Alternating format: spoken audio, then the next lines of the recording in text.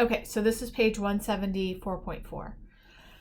So this is the slope right here. It's the number that's attached to the x. And then this is the y-intercept. So they're saying identify the slope and the y-intercept. 2 over 1 is the slope. This is the rise and this is the run.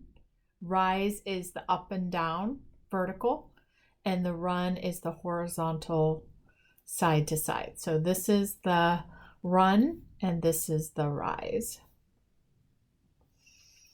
So what this tells us is that this is going up to, so suppose we had a point right here, we would go up 2 over 1, up 2 over 1, and our line would look like this. This tells us that the rise is 1 and the run is 3, and the y-intercept is -2. And remember, with the y-intercept, they're going to tell you what y is. X is going to be 0. So all the y-intercept means is where the y is on -2. So here's -2. This is it right here, -2. It's saying what point goes through -2 and 0 as the x. Does that make sense to you? Mm-hmm. So this one is going to be 4 over 1 is the slope, and our coordinate is going to be 0 for x and -5 for y. This one is going to be 2.25 is the slope, which means it's a little bit more. So 2.25 is going to be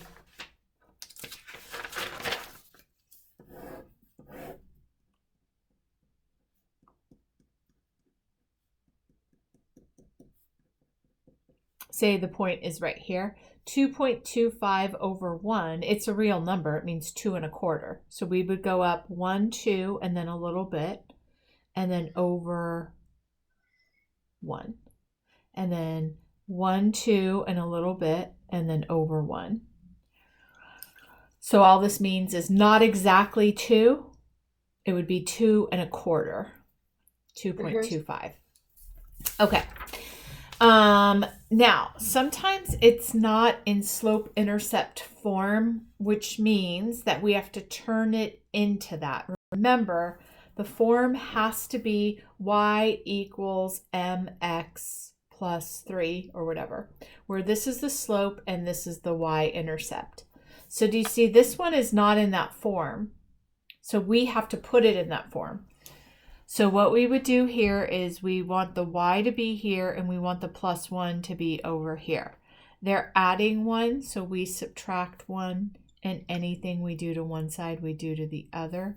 This cancels each other out. What's left on this side is y, and then on this side it's going to be 4 over 3x minus 1, where 4/3 is the slope and -1 is the y-intercept. So our rise is going to be 4, our run is going to be 3, and then our y-intercept is going to be 0 and -1. Does that make more sense to you now? Yeah. Yeah. Awesome. So that's pretty much the rest of 4.4. And then 4.5, they're saying standard form of a linear equation. So remember we talked about this? Don't worry about this crazy look.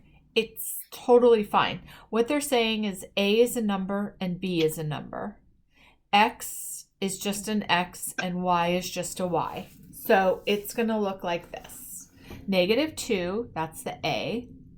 X plus the B is 3. Y equals a number. So this looks crazy, but all it is a number x plus a number y equals a number. And it could be positive or negative. It just can't be 0. You see it says right here, A and B are both not 0, but C could be anything. Okay. So you're going to write the equation. Now we're going to say our goal is to get the y over here and everything else over here. So the first thing we're going to do is what? We're going to subtract 3y. They're subtracting 2 over x. So we are going to add 2x to both sides. So now it becomes 2x minus 6. This cancels each other out, so it's 3y. Does that make sense? Yeah. All right. Now this 3y, we have to divide this by 3, and we divide this by 3 because they're multiplying, so we divide. Anything we do to one side, we do to the other. Then it becomes 2/3 x minus 6 divided by 3 is 2. Now it's in slope-intercept form, which is exactly what we need it to be. And now we know the rise is 2, the run is 3, and the y-intercept is 0 and -2. So now we're going to go to 0 and -2, and we're going to graph it. So here it is right here. 0. I can't see where their 0 is. 0. Okay, -2 and 0. And then we know the rise and the run are 3, 2. 1, 2, 3, 1, 2. This would be the next point, and it would keep going. Make sense? Yes. All right. So let's do number 2. We need to first put it in the correct form. So we need the y over here. We need everything else over here. So what would you do first? Add 1/2 to both sides. 1/2 x. Yeah. And then you would get 2y equals 6 plus 1/2 x. And we would actually turn it around. You always put the slope first, like that. And then divide it by 2, divide it by 2. So this would be y. And then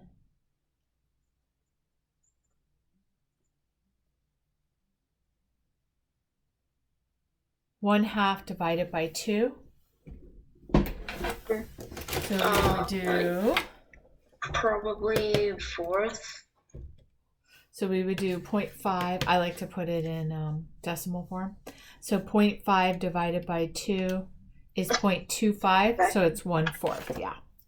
So we're going to do y equals 1/4 x plus, and then we simplify this, 3. Rise is 1, run is 4, and the y-intercept would be 0 and 3. Make sense? All right.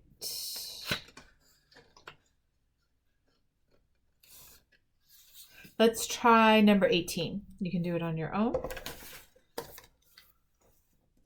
Okay.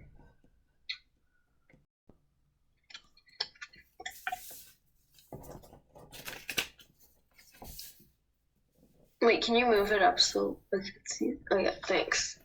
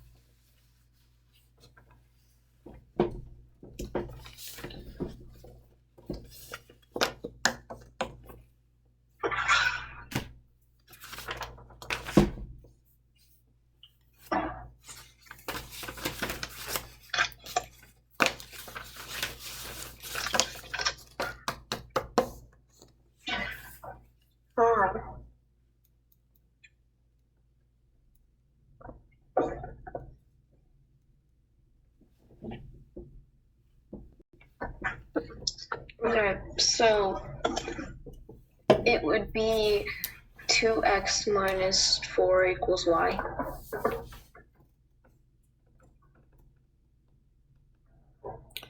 Say it again. Negative 2. 2x. Wait, no. Y equals 2x minus 4. Okay, so I'm going to do it, and then we'll see if we did the same thing. So the first thing is you write the problem. They're adding 1/3 x, so you subtract 1/3 x. Anything you do to one side, you do to the other. So we have negative 1/3 x minus 2/3. Now we do negative 1/6 y equals negative 1/3 x minus 2/3. They're dividing by 6, so you multiply by 6 or just use the reciprocal. This cancels each other out. Y equals negative 6/3 x. A negative and a negative make a positive, so it'd be positive 12 over 3. And then we have y equals negative 2x plus 4. So you were close, you just didn't have the negative there. So what this means is our rise is 2 over 1, and the negative always goes with the rise over 1. And then our slope is going to be this. And then our y-intercept is 0 and 4. Make sense?